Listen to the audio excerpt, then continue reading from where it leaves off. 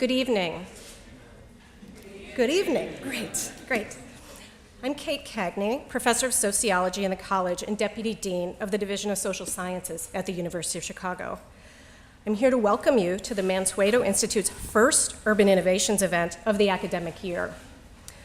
The Urban Innovation Series brings innovators, as you might anticipate, right? That's why you came, in the academy, industry, science, and policy to the University of Chicago campus for public conversations.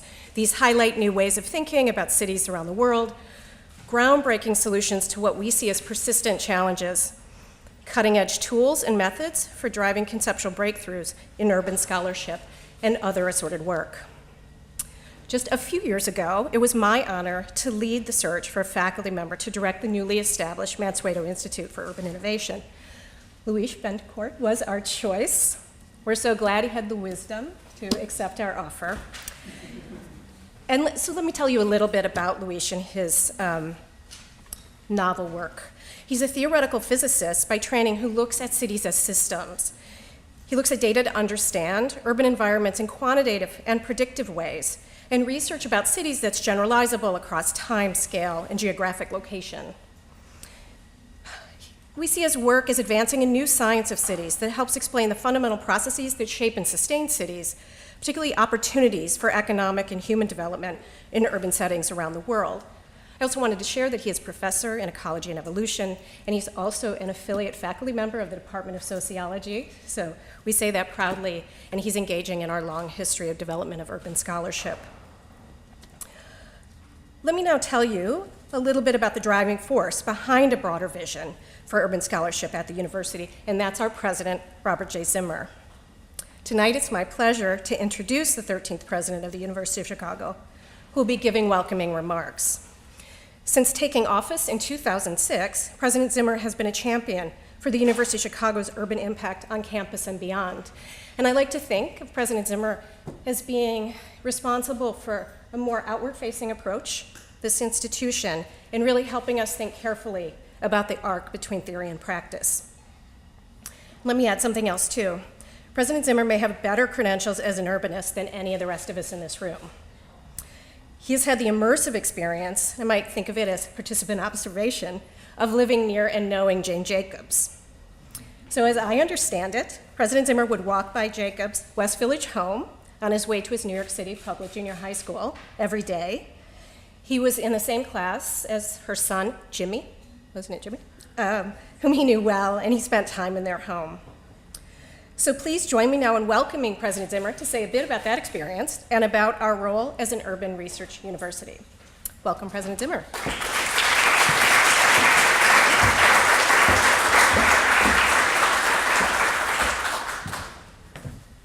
Well, thanks very much, Kate, and let me add my welcome to all of you here. This is a very meaningful event for me because the Mansueto Institute itself has been a very meaningful organization to see develop, and now still very much in its early stages, but already showing what can accomplish over the years. I've been very focused on the issues around how does a university that's in a city think about the city around it?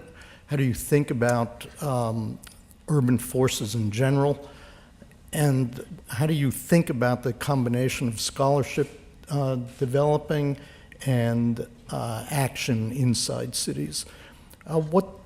When you look at a university as complicated as ours and as widespread as ours, what you see is that almost every part of the university has some kind of engagement with cities, some almost by definition, such as School of Social Services Administration, others not by definition, like the Physical Science Division, but which has run programs for school-age kids for decades. And what this reflects, of course, is not just the complexity of the university, but the true complexity of cities. So you've got this remarkable entities that are the locus for so much energy, innovation, and positive development of humankind. they at the same time create these problems of enormous complexity and difficulty that become urgent to solve on both a human basis and a societal basis. And then you say, well, how does it all fit together? I mean, this is just one complicated array of problems evolving all the time as technology evolves, as urban centers evolve, as nations evolve, and economies evolve. And you can look at this through multiple sorts of lenses. And that's why there's so much activity at a university like the University of Chicago. So when you think about the Mansueto Institute, what we wanted to do was create something that was able to step back, take a higher order look at these urban issues, not just from the point of view of how do we deal with this problem, how do we deal with that problem, but how do you think about cities as a whole. And in that way, the Mansueto Institute becomes a type of crossroads for the university's work, because you can't think abstractly, you need to think both at a high level, but then you need to understand how that relates and connects to very specific things. So from our point of view, the Mansueto Institute was filling in a type of missing piece of how you begin to integrate and think in a more holistic way about the nature of cities and what it is you can say about them that could be done in any one particular unit of the university, one school or division, which was going to have inevitably a particular angle on this. So we're greatly looking forward to watching this particular evolution of the Mansueto Institute as a crossroads for all of the urban work taking place at the university, how it fits together, and how to therefore think about cities in a higher order and systems-based way. So Luis has been, of course, off to a wonderful and complex start, as befits a systems thinker, trying to think about the complexity itself of the Mansueto Institute. And I think that a lot of the work that's coming out of the Institute and the nature of its structure and so on is going to lead to wonderful things happening. And this lecture series is an example of that, and of course, the people that Luis is about to introduce are exemplars of that type of thought. So I just want to welcome you, say how much I appreciate everybody's participation in this effort, how much I appreciate the Mansueto Institute's work, from the chair of the search committee to the director, to, what is your title exactly, Jan? Executive Director, and to all others who are going to make this absolutely wonderful. And with that, I'm going to turn the floor over to Luis, who's going to introduce today's work. Okay.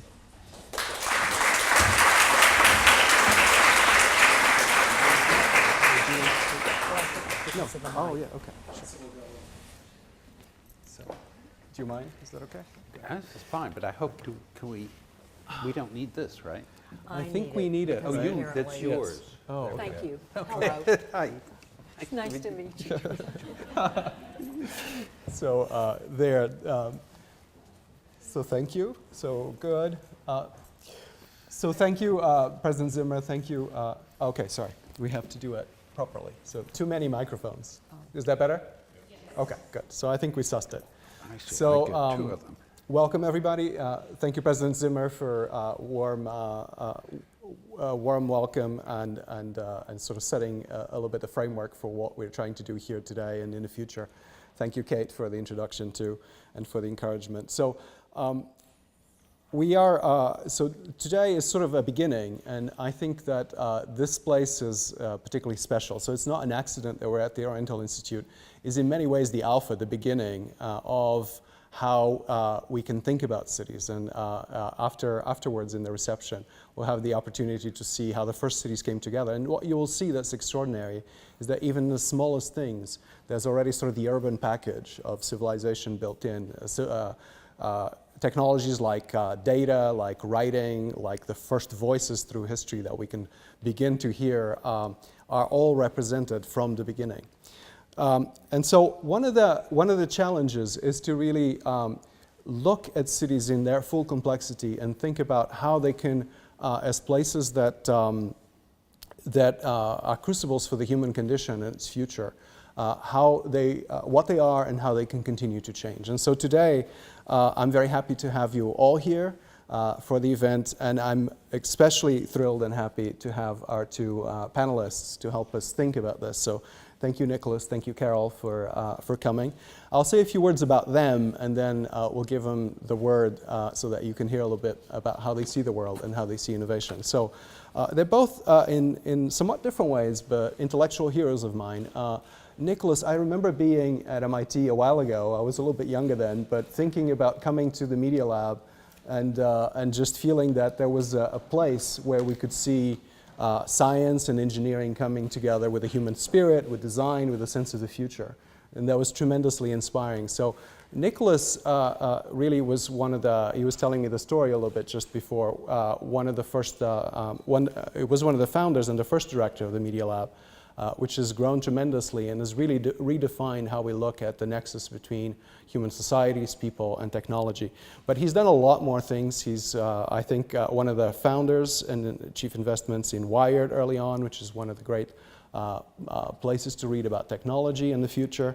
One extraordinary project that I was unwilling, I was without knowing part of was One Laptop Per Child, which was an extraordinary idea to really bring technology to everywhere in the world, to particularly kids in developing countries that could be connected for the first time to education and technology in different ways.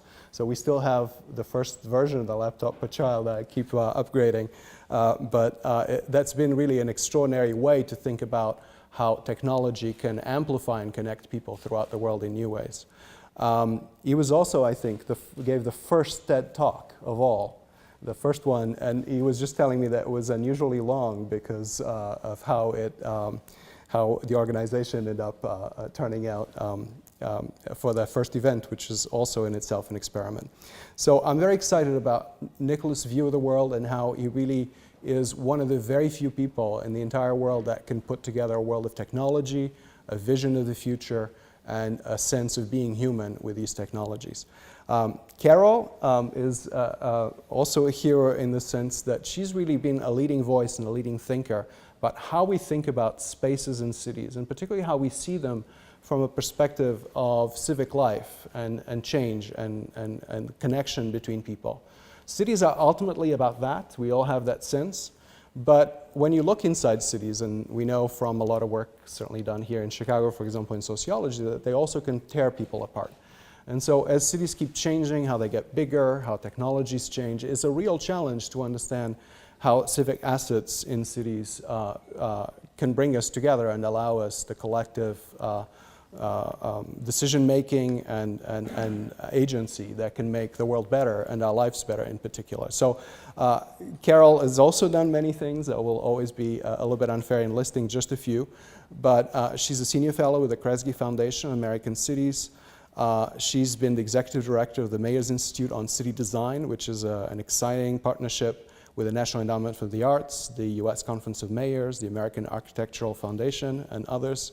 And she's been very interested. She was just telling me before this panel about how major investments, but ideas about design, like in Memphis, maybe you'll mention a little bit, are in many ways taking the history of a city forward, but also bringing together issues that are both issues of resilience, of civic capacity, and of course beautiful urban spaces together.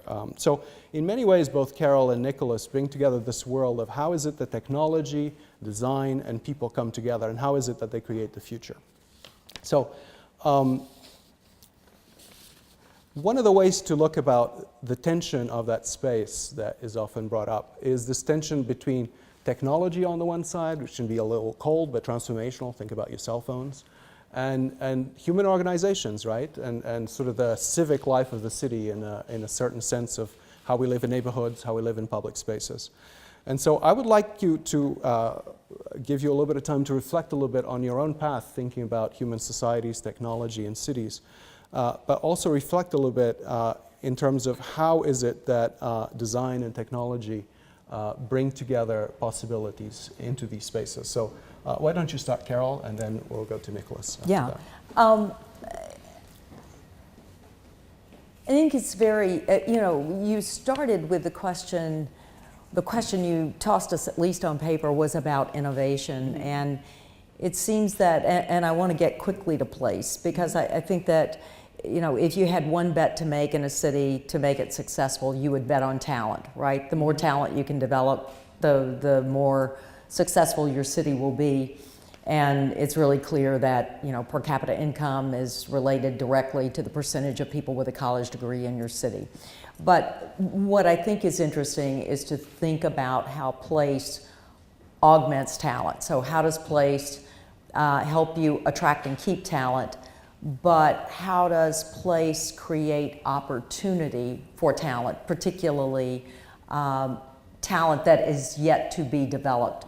And it seems to me that is, we know a lot about how to create places that attract and keep talent. We know how to do that. I think we know much less about how to create places that then enable opportunity, particularly from those at the poorest end of the scale. And I think it's interesting looking at the latest research on improved life outcomes for children growing up in poor households. And they don't do better necessarily with more job creation in the city. They don't do better necessarily with being proximate to jobs.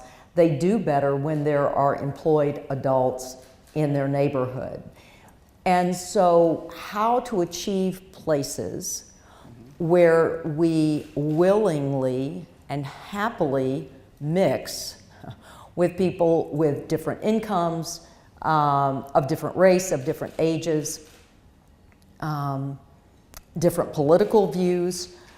It is such a challenge. I don't think we know much about how to do it. In fact, we are, if anything, we are regressing, not progressing, in terms of bringing people, particularly of different incomes, together. There's enormous economic segregation in our cities today, and that creates all kinds of problems that we are dealing with in terms of the divisions in our cities. And so placemaking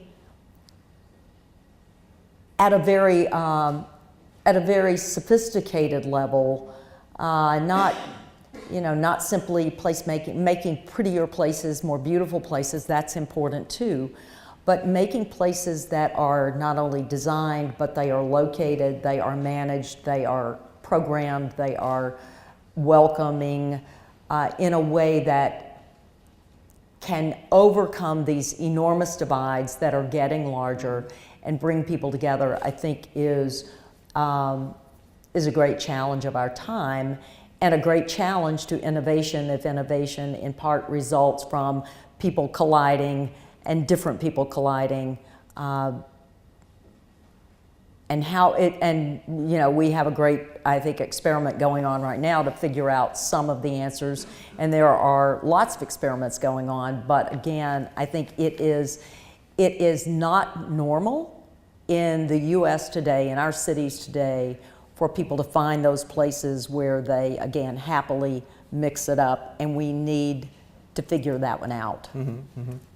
So great. So there's this very deep idea of innovation, right, as requiring different people to come together, right? So that that's the magic of cities ultimately, is that they often promote that, however imperfectly. And so something you need to keep on nurturing. How do you see that nexus, and Nicholas? And you've been thinking also a lot about the role of technology in creating place of a certain kind, no?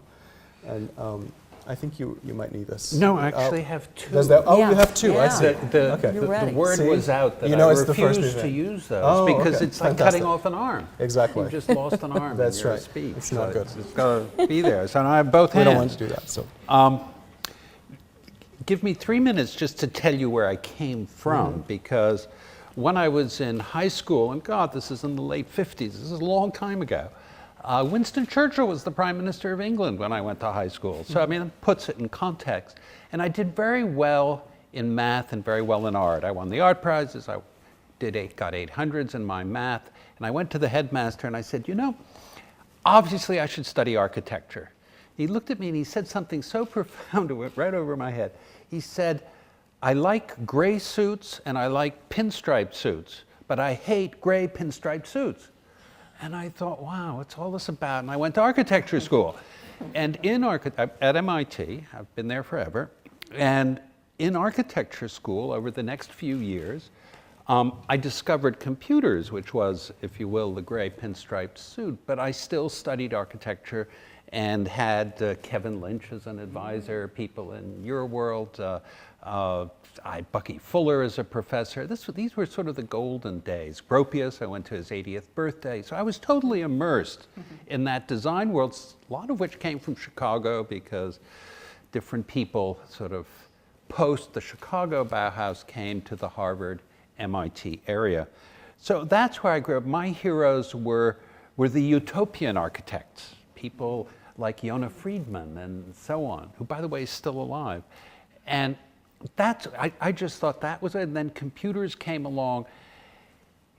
And as that era passed, and the reason I mention is not just for my background, but it was also a period where you just left the city. You left the city because it was dangerous, it didn't have good education, it didn't have good air, and nobody stayed in the city unless they were very rich and you could afford, but you went to the suburbs. And in the United States, one of the stupidest things that could change overnight if we changed it is that school budgets come from real estate taxes. How crazy is that? Try that on a European friend of yours and tell them that, and they'll say, you're joking. You can't be kidding. Well, because of that, and so the schools got worse, in some sense a little less safe for a while, so there really was a period where all you could do was exit the city. I mean, you really didn't want to stay there. Then something else was happening sort of in the rest of the world, and that was to be rural meant to be poor. They're almost interchangeable. If you're rural, you're poor. And partly because in a lot of these countries there's very little education, the schools, there's very little primary medicine, and sort of the urbanization that followed was on this false bargain. This bargain is that I'm going to go in the city and get a job, and then go in the city and live a really crappy life. Absolutely, the exchange that most people made was a terrible one. Yeah, they might have gotten a job, but the emergence of slums and the emergence of some pretty terrible conditions, it's going on right now today. Now I want to say two last things. One is that there's this total reverse. I don't know any person under 30 who would live in the suburbs anymore. I mean, shoot yourself in the foot before you live in the suburbs. It's boring, it's all these things, and young people want to live in the city for very good reason. People with empty nests, they don't want to stay in the suburbs, so they come into the city. And the students don't care about the rents and the prices because they split them 4 ways. 4 people share an apartment, so even a high-costing apartment divided by 4 isn't so bad. The people with the empty nests typically have done reasonably well, so of course the rents go up. But one really goes back in cities, many cities, I don't know Chicago well enough, but have really become very vital and very cool places to be. Now, you look at that and you say, okay, that's an interesting trend, and maybe suburbs will disappear, and maybe sort of we'll have, a very different distribution. But in the developing world, not much has changed. And I don't want to talk about what I'm doing now, but that's how I sort of met Luis recently. And that was, and I should just say parenthetically, I'm a great fan of silver bullets. Everybody says there's no silver bullet. Well, I look for them anyway. And I love the idea of trying to do things that maybe it's nuclear fusion, maybe it's inventing penicillin, but there'll be some little thing that isn't going to totally design the world, but it could have a big impact.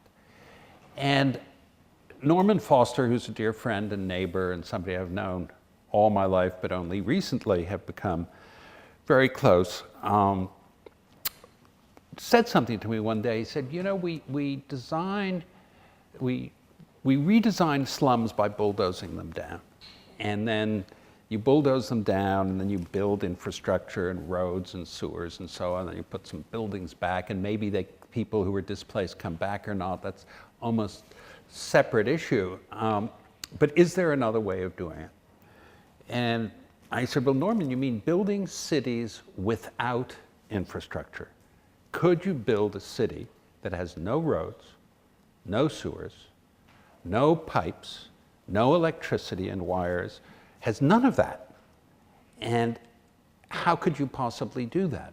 Well, you could do it the way moonlanders plan on doing it, and satellites and spaceships and so on, and even some pretty fancy yachts. You do this by, making it autonomous and making it so autonomous that you don't need infrastructure. And so cities, you do the emergency services with drones, you do the water by sort of purifying it and recirculate it, you make the energy, and each home is autonomous, or maybe each small community is autonomous. That doesn't matter so much, but then you could renovate it.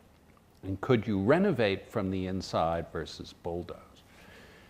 And so we decided, there's one thing you get with age, and that is some degree of credibility, where if you say something, they'll think twice. So if Norman says something, people will give him the benefit of the doubt for a little bit of time, which we said, okay, well, let's harness that, and let's get the wildest, craziest, most fringe science, unrealistic stuff, and technology and engineering, and see if you can invent the things that would change slums from the inside out.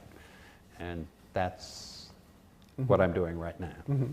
That's really wonderful. So I think both your perspectives do point to the idea that cities are actually quite fluid and dynamic. And we've seen a lot of transformations, and that we could hope for substantially reimagining the city, whether through infrastructure, through placemaking, in many ways. What that calls for is that we have to have a sense of what the city is doing or has to do in order to work, such that we can drive such deep transformations through it. So, there are many things that come to mind just looking at the past, from obviously sanitation changed cities. We're trying to discuss how that could be done in a different way. It doesn't have to be done on a massive way that's citywide and so forth necessarily, but then there are things that need to change. But things like the elevator in Chicago, right, that made Chicago, could never have existed, or the car, or the cell phone, with all their problems, that are both good things and bad things, have completely changed how we use space, how we use information, how we share information, and how, in many ways, our societies in place work, so therefore how cities work. So part of the question is a little bit, can we actually today here think a little bit about leaps of the imagination? So one of the issues, Carol, for the perspective that you're raising is that public spaces used to be necessary. People needed to be out to get information, to get certain functions in urban services.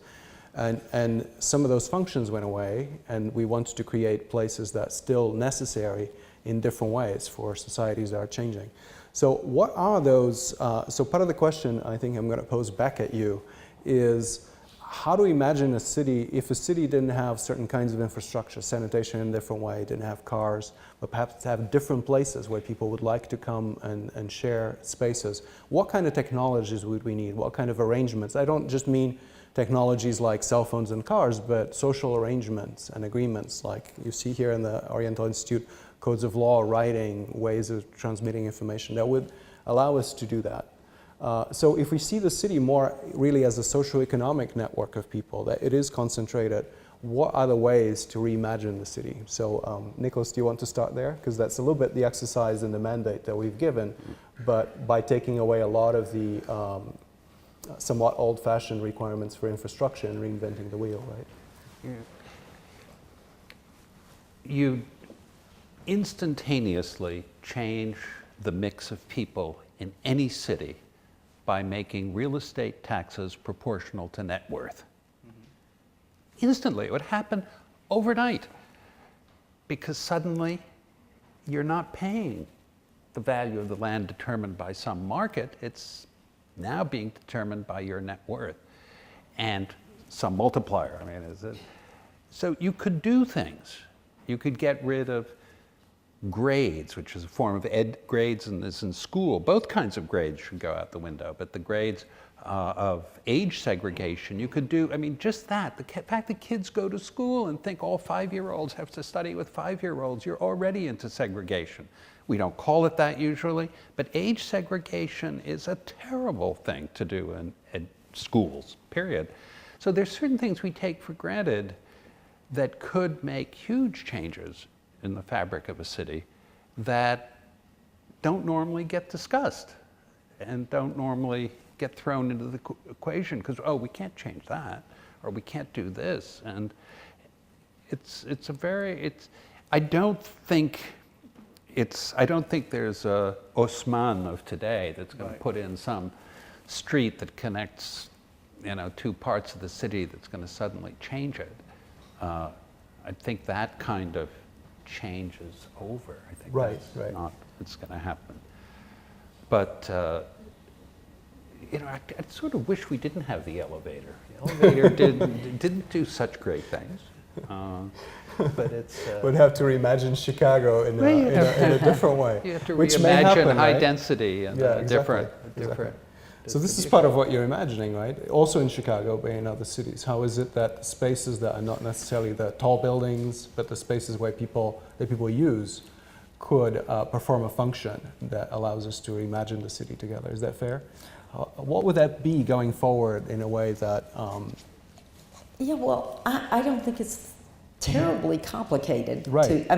We built that infrastructure a long time ago, right? Libraries and parks and rec centers and community centers. I think we just, as we have become, as consumer or citizen needs have changed, those institutions didn't necessarily change with them. And, underpinning all this, I think, is a belief, is the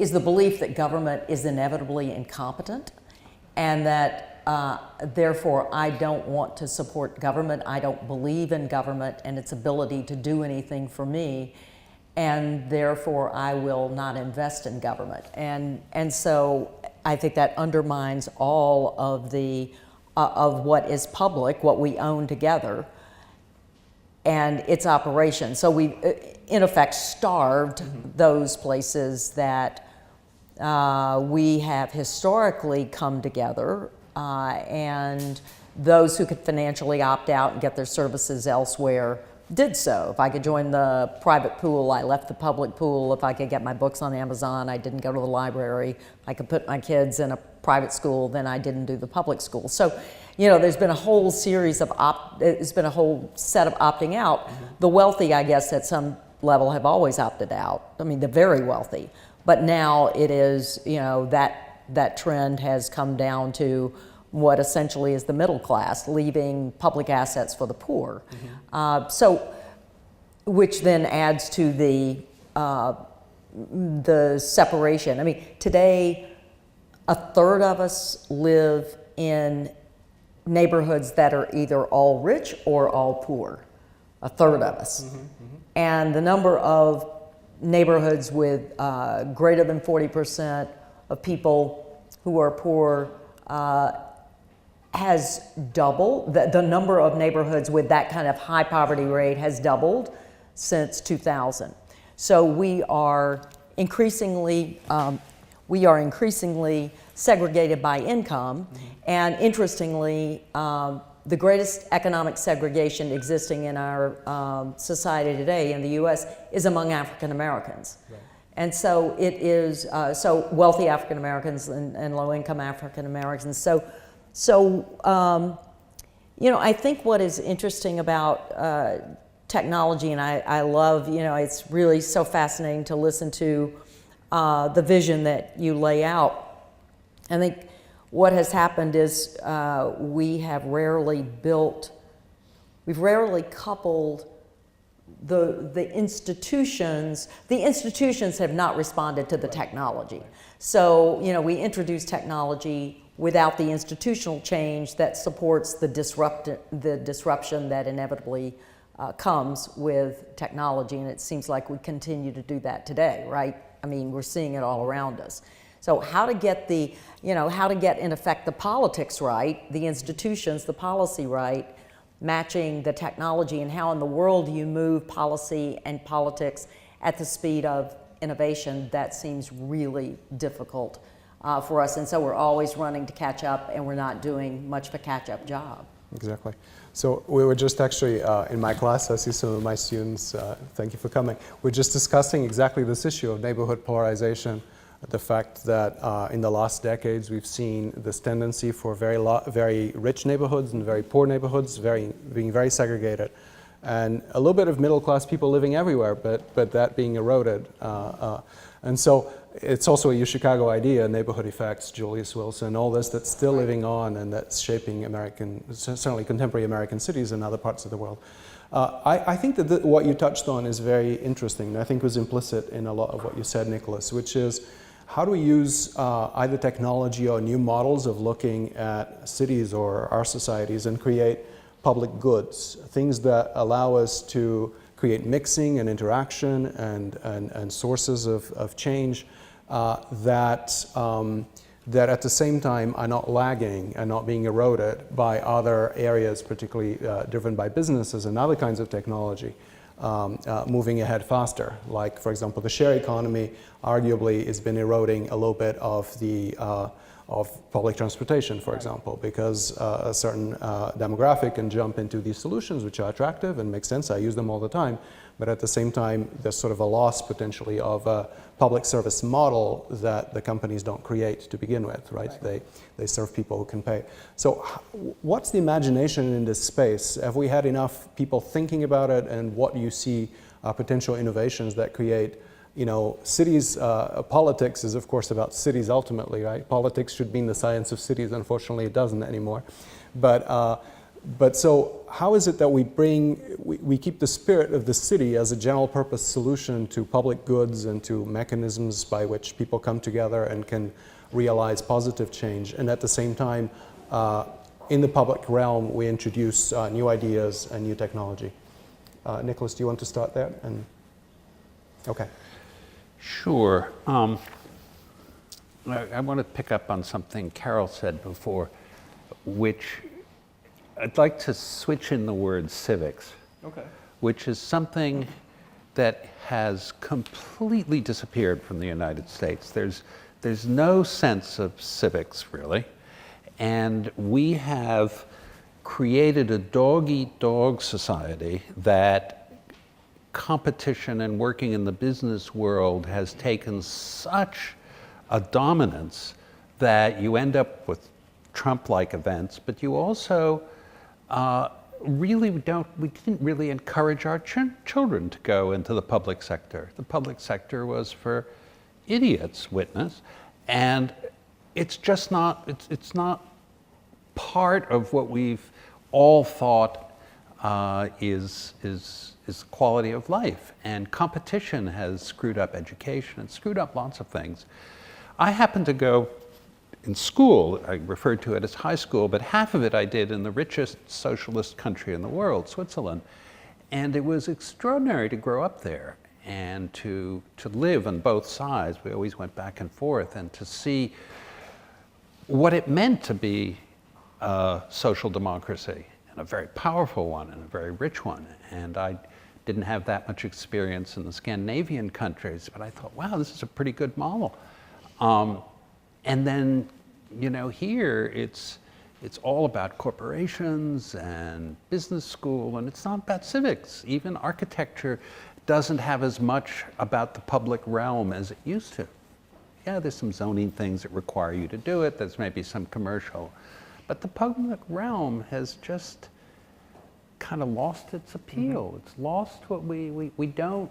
So I'm not sure that it's so much our placemaking that has gone down the tubes, but I think our civics has just bottomed out, and we have to find some way to make civics about what we do and what we love and what we are concerned about. Do you see a role in design or technology in creating new kinds of civic spaces? Sure, but it's so ingrained. Yes, I see many roles for design and invention, and you know, you'd love to, you know, when you, if drones really could do ambulance and other services, you see some changes that would have an impact in the architecture of cities. So yes, there are things like that, but just the basic values of being human is pretty important. Carol, do you want to comment on that, or? Well, I completely agree with your call for lifting up civics again, but I think it's a very tall order, and sometimes I think it matters how you, I mean, all the time it matters how you frame it, what you call it, right? I mean, it's amazing to me right now to see in the last throes of these midterms and watching people who have opposed, for instance, healthcare for all, right? Medicare for all, right? Saying absolutely we're going to protect Medicare for all, or healthcare for all, and pre-existing conditions and so forth. I mean, there's so you know, this notion of civics, because we embrace the word civic very deliberately in an initiative that I've been working on for the last 3 years called Reimagining the Civic Commons. And we had to fight to use the word because people thought it was, they couldn't situate the word. I mean, there was so little understanding and appreciation for what they couldn't situate. It was like, well, what is that? And so I think just amplifying what you've said, you know, when you think about the fact that the public realm is 30 to 50% of any city, it is, I think it receives far too little attention. And certainly, you know, we have a moment when, I think we're at a moment when people are regaining an appreciation for what that can be. I mean, starting with just at the lowest level, like tactical urbanism, just the lowest level. I think young designers, young people who call themselves urbanists, no matter what their background, they just love cities, are trying new things in places. We saw a lot of that when I was at the Knight Foundation, and we tried to enable that with small grants. We also tried to enable one laptop per child. You were very helpful. So I'm not with them anymore, so I'm not looking for compliments. But nonetheless, I do think and for me, it gets back to government and a lack of belief in government. Government as the thing apart, not government as the thing that we just use as a mechanism to do things together that we can't do alone. So, but just take take that point. Yeah. Very rich, well-educated people don't believe in government. I know they don't. I mean, I don't know. You know, we're kind of on a funny planet right now because yes, we are, to say the least. The 30% that you just mentioned, 30% is the public realm. I'm sort of thinking of that's an interesting number. That must count streets, or it must be something like that. I suspect the public realm in a slum is 2%. Right. Isn't there's very little. There's very it's little. occupied, whether you count public or not, Right. but it's privatized in a strange way that's informal. Exactly. So, but you know, again, civic, politics, they're urban words, right? These things have evolved out of the need of people living together in space. So there's nothing more thrilling but more difficult than living densely over the same space and having to negotiate situations with so many strangers. That's why it's so hard. And given an opportunity, of course, which we've had with the car and suburbanization and a certain form of looking at government and so forth, people have recoiled from that, right? So what are ways to, again, it seems like we come back to the same place, which is, what is that going, you know, so if sharing place is sharing time as well in the sense of a common destiny, is really what being in a city reminds you of every day, because it's necessary to some extent. How do we bring that framework to people's minds and at the same time make it practical from the point of view of people's engagement in what they do every day to also be civic? So when I reflect about my own life, it's probably, my wife is over there too, it's through our education of our kids, schools and so forth, that we tend to participate in that space. But it is hard when people have a lot of, cities are large, government's more diffuse, and agency for each individual, even in a traditional sense, has been eroded. So what's the way to recover this space again, whether it is, so one of the things we're doing, for example, in slums, is try to design urban design solutions around mapping and things that are very tangible, but that you can put in the hands of people such that they can see what design their neighborhood could have, and neighborhoods that obviously have issues that need to be resolved. And so you bring, in this case, a little bit of data and technology, but more of a platform that's revealed to people as a platform to create a common vision. Are there other ways to think about that? I mean, there are instruments like participatory planning, a lot of information sharing of different ways. Why is this not working better? What are we missing, and is there a magic bullet, Nicholas? Oh, I don't know. I'm very fond of the business model called free. Mm-hmm. And, and again, the free part doesn't mean it's without cost, mm-hmm. but you, like sidewalks and street lighting, you don't pay for it directly. It's part of a different sort of package, which are called taxes, and you support, and as a common good. And we take for granted that roads and sidewalks are done that way, but for some reason, connectivity to the internet isn't. And you say, well, why is that? Why isn't that like a sidewalk? Why isn't it part of civic society? And, education, the worst thing that's happened to public education is private education. Mm-hmm. Private education has completely sucked, the air out, and then you have this, these charter schools which also suck the air out, and you say, wow, this is, we're not making it better. Vouchers. Sorry? Wait till you see vouchers. I mean, if you think private schools suck the air out of public schools. Well, how do you push this back? How do you change? It's a generations. I think it's more about values and what people learn as kids and their role models and stuff like that, which I think is really important. Yes, we're going to keep inventing. We'll, if I have my way, we'll do little desktop nuclear fusion power plants, and we'll do, things that are, you'll be able to pee in a box and drink the water out the other end. And yeah, but it'll be absolutely drinkable. They do that, obviously. And yet the device that does that, which is well known and exists, is whatever, $500,000, but that's because they make 3. Right. And if they made 10 million, can you imagine the impact? Could you imagine if urine were a power source? Could you, to propel things? And I mean, if you let your imagination wander, some of those things, I had one the other day. Somebody came or was meeting with me and said, why don't we grow foundations?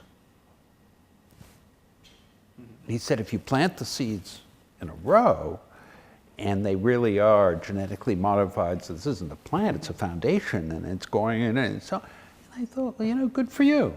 Okay, that fits in the weird but totally doable department. Or grow piles and piling. Mm-hmm. Now, if you could do that, that could help transform slums. Now, are there 30 magic bullets like that collectively would, do it? Or do you really have to bulldoze them down and create roads for delivery trucks and so on? Hopefully you don't. I want to come back to your question about civics and participatory planning, because I'm an outlier on this, but I think most people have to get up every morning and make breakfast for the kids and get the kids off to school and go to work. And, participatory planning is a nice idea for someone who's got the time to do it. I'm not saying we shouldn't do it. I'm not saying there aren't committed people, activists who will do it. Thank goodness for them. But I wonder if we we shouldn't also consider the consumer approach if you want to lure people into civics, if you want to lure people into public space. That's why I always think, how do you can't, I think you can't compel people into mixing it up with strangers. I think you have to delight people. You have to make it fun, sexy, attractive to do that, or to participate in, you know, to be civic. And so, but I don't think we approach the question that way. And I think that's just, it's sort of the flip side of participatory. We're all going to get together and spend time and do it together and come out with something that we hope we like, but maybe we won't, or maybe the same people won't stay. I mean, that's my experience, right? You start a long planning session, year one, right? Month one, you've got one group of people. By month 7, you've got a different group of people, and it's like they want to start all over again. It's very hard to sustain that kind of work in reality. So if we are designing these places anyway, then let's design them in a way that people will be kind of wowed by them and feel like they're comfortable, wonderful places to be in. And you're seeing that more and more with recent libraries and recent parks. I mean, people, you can't keep people out of them. You know, they're overused. They're wonderfully overused. So just taking more of a delight approach to the public realm and civic space, I think is an approach we should try more often. But we have to do it, you know, again, we have to do it in a way that intentionally gets people to mix, which is why I think often we have to pitch it at sort of the highest level. You think, well, for people who have all the options in the world, right, about where they want to be and where they want to spend their time, will this attract them? Because then do we make sure it welcomes people who don't have the financial options, and can you attract mixing that way?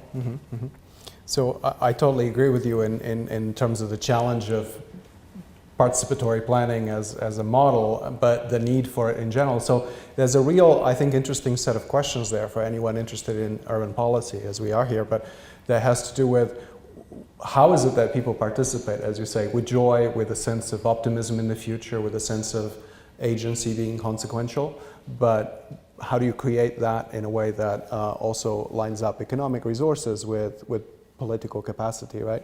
So this is kind of forming a system, right, that can deliver change that people can feel and be interested and engaged with. But it's difficult to do without creating articulations of people's activities through their lives, right?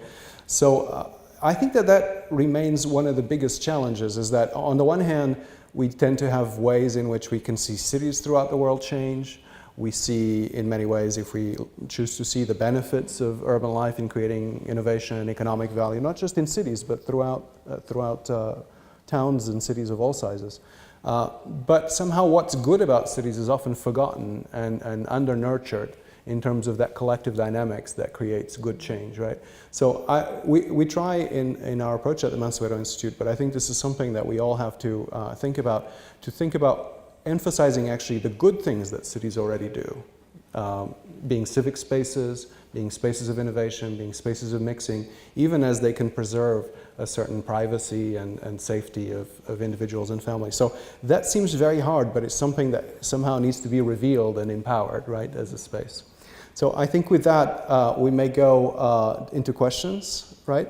So we have some microphones that will go around the audience, and I'll try to call on you if you raise your hand. So there's one there, and there's another one here. Sorry, okay. There was one behind you there too. That's okay. Hi there, my name is Duncan Jackson. I have a question which is surrounding this idea of technology and the world we live in now, or we're moving into, and it's sort of a look back and a look forward, and it's about public realm and civic. At the beginning of the last century, certain industrial organizations conspired to rip public transportation out of many cities, and that was deliberate, and it had the unintended consequences where everyone was going to have a car and it was going to be fine, and now we're spending time building it back. And my question is assuming that there's a similar business model behind the expansion of technology today, what do you believe are the unintended consequences of us allowing those technologies to effectively exploit the market as they do now in our public realm? Well, you know, if I could really tell you the unintended consequences, they wouldn't be so unintended. You know, you'd be actually explaining them. But I don't believe in market forces for most things, particularly cities, particularly architecture. And you can see some great examples. Just visit Boston. There's something called the Seaport area, which was this wonderful opportunity. And they decided, we'll let market forces do it, and we'll divide it up into parcels, and we'll give it to the various real estate people. And the concept of planning sort of fell off the table maybe 30 years ago. And they just lost an opportunity. And that doesn't mean everything's top down and everything's a planned sort of Chinese city, but we've gone to this other extreme, and I think the most unintended consequences come from market forces. When we say, just let market forces take care of it, I think you're screwed. I think you're really in trouble, because then by definition you're optimizing. Somebody's optimizing on a very small thing, and everybody's optimizing for things. And a concept like shareholder value, which I think is also a terrible idea. Shareholder value, what's that about? I mean, they don't work at the company, they're not the customers, who are they? And so we do everything for that. I was right here in Chicago, I was on the Motorola board for 15 years. I did come a lot to Chicago in those days. And we represented the shareholders, which I thought that's kind of normal. And then I had to get sort of older and think about it. You know, you can't optimize on shareholder value, because then you're rewarding the CEO to do some short-term thing, and it all falls apart. So I think the unintended consequences come from sort of a capitalism that is run amok. And I'm not against capitalism, but I am against it running amok and being the sort of total sort of, it sort of adjudicates everything, and I think that's wrong. Yeah, I just want to add one thing. Not so much in the public realm, but I think the implications will definitely play out in the public realm. You know, I've been thinking a lot. I'm based in Memphis, and FedEx is the major employer. So needless to say, like Chicago, we have a lot of logistics, warehouses, and we have a lot of trucking, right, because of FedEx. And you're in the middle of the country, we're in the middle of the country. And so I've been thinking about autonomous vehicles and the impact they will have on trucking. I've been thinking about robots and what the effect they will have on warehousing, and the people who will be out of a job, right? Because we have a lot of workers in those two industries, or those two job occupations. So when I think about that, you know, it reminds me of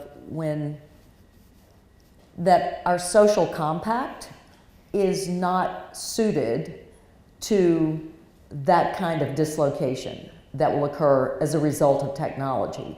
And because we have so little ability to operate civically, because we have so ability to sort of, again, make a new social compact, which requires government to help with, to foster, to organize, then what happens? I mean, what happens with serious dislocation? I mean, isn't that really that fear of change what's driving a lot of the discontent today, the fear, the frustration? So, you know, I think this only gets worse if we can't figure out how to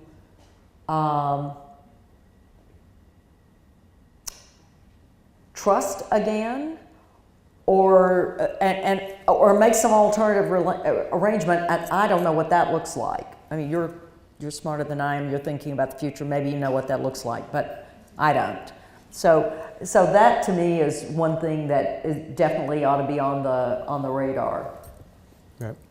So again, using technology for civic, for public good is part of the challenge when it gets introduced often through corporations. So there's a question here. Yeah. Go ahead.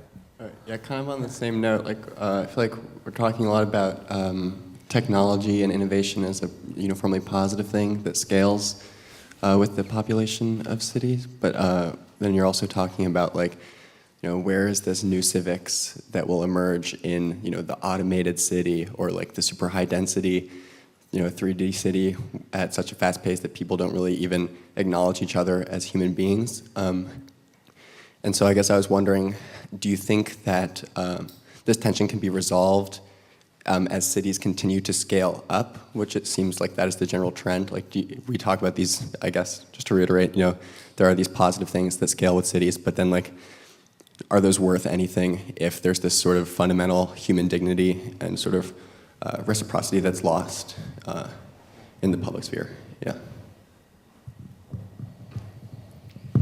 Well, that's, a lot of people who I meet, and let's say relatively first-time people who are, you meet at a party and they say, oh, I just retired from Goldman Sachs or whatever, pick your favorite investment bank or hedge fund. And so you say, oh, and then they tell you about their days in the Peace Corps, which is fascinating. I didn't know so many people were in the Peace Corps, or at least they all went into investment banking afterwards. And I realized that they had a lot of meaning. They remember the Peace Corps as meaningful. Then they sort of did something, let's say for a second that it wasn't that many, they made money, and now they've retired and they're going to do something meaningful again. And this divide, people think I've got to do something I don't like that doesn't really have that much meaning, and then I'll retire and I'll do things that have meaning. I think young people today have more of an omelet instead of a fried egg in their life, that they can mix it better. And we're able to mix it better, and we encourage our kids to kind of mix it better. And so there is something happening. Are you always in a rush to go out the door so you can't speak to your neighbor? Well, I'm sort of guilty of that. I have an apartment in New York, and I don't know the neighbors on the floor. We have a place in Cambridge, and we really don't know the neighbors that well, and we're sort of guilty of that. But it's just become so preoccupied. So maybe when robots take all our jobs, then we'll have more time to do this. And, but no money because there's no social compact. Well, it's you have to use the robots for good, right? Work is an old-fashioned concept. Exactly. I don't know. So maybe one. Money is not. Yeah. Do you want to comment on that No, quickly, or maybe one last question? I think there's a question here. Sorry, right there, Heidi. Boy, sitting in the front buys you, I know, more chance of being. I apologize to those of you that I feel didn't like have there's questions. a lot of We'll- pressure for the last question. But, Yeah. you haven't talked at all about the challenges to cities from climate change, for instance, and some of the pressures that people are forecasting. And I know that Kresge particularly is interested in resilience and finding ways to build resilience into cities. And I'm just wondering, there's so much damage from the increasing weather events these days. Isn't there some way to test bed some of these ideas in urban areas that have to be rebuilt anyway? And what would be the barriers to that? Yeah. Carol, you were just telling me about some of this for Memphis, right?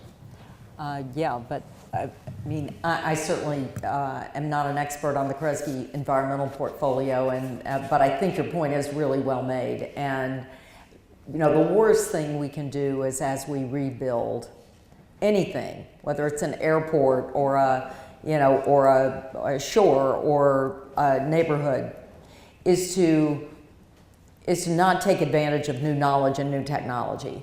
And but But narrative is a really powerful thing. Memory is a very powerful thing. And if you look at the way New Orleans rebuilt and where New Orleans rebuilt, they made some of the same mistakes all over again, right? By building in places where they shouldn't.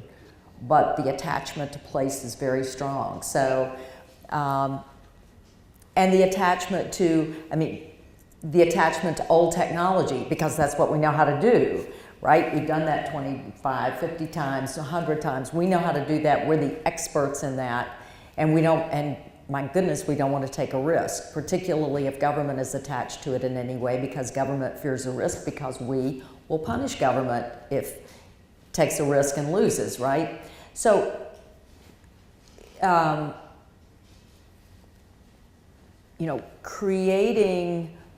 mitigating risk, not just in climate, but mitigating the risk of dealing with climate differently. I think it's really important. And again, that's very human. That's so many times we're the problem.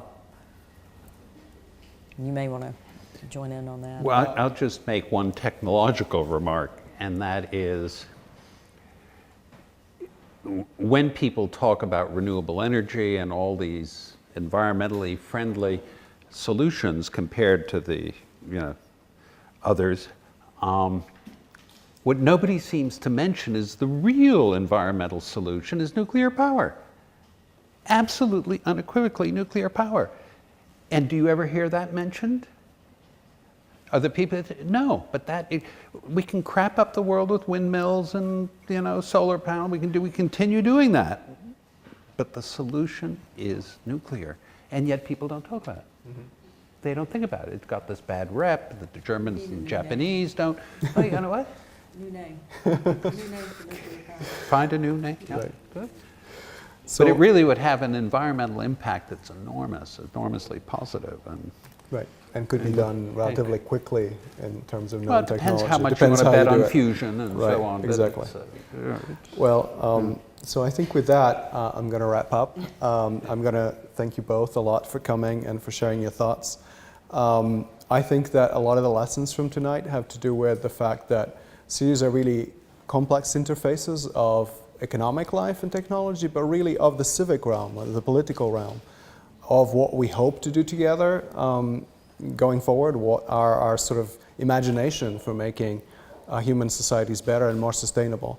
And that imagination is a collective construction that tends to happen primarily in urban environments by necessity, but that we have to also even reimagine that process with new frames that allow us to use technology well, to use new ideas well, to learn from across the world. I say sometimes that with worldwide urbanization, one of the amazing things that we experience is that a solution from Bogota or Beijing can apply to Boston and vice versa. So there are many more opportunities for parallel invention, for cross-pollination of ideas, and frankly for a sense of a world that can be better, that's more networked and more sustainable. So I think our imagination of how to do that is really touching on all the points that we touched on tonight, but it needs to continue to grow and be sustained.